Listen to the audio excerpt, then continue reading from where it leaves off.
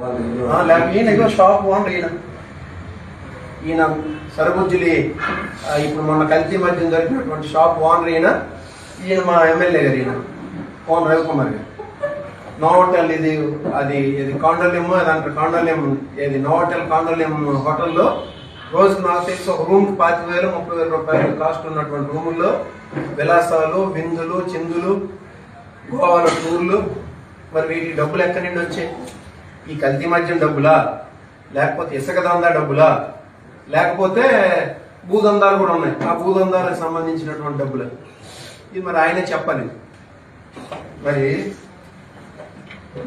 ఇది కూడా అక్కడికి వెళ్ళినటువంటి ఇంకా క్యాసినోలు వాటిలో ఫోటోలు మరి ఉన్నాయో లేవో తెలియదు, కానీ ప్రస్తుతానికి అయితే మాత్రం ఉన్న ఫోటో లేదు.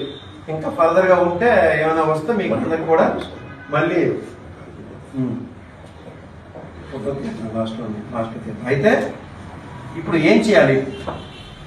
ఇప్పుడు ఈ వ్యక్తి ఈ మూలాలు అనేవి టీడీపీకి సంబంధించినవా కాదో మీరు చెప్పండి. ఎందుకనంటే ఇన్ని దందాలు చేస్తున్నటువంటి వ్యక్తులు కల్తీ మద్యం, సాక్షాత్తు కల్తీ మద్యం జరిగినటువంటి షాప్ ఓనర్ అతను.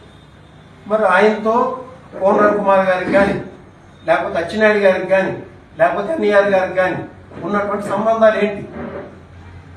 ఆయన మరి టీడీపీ వ్యక్తి కాదా?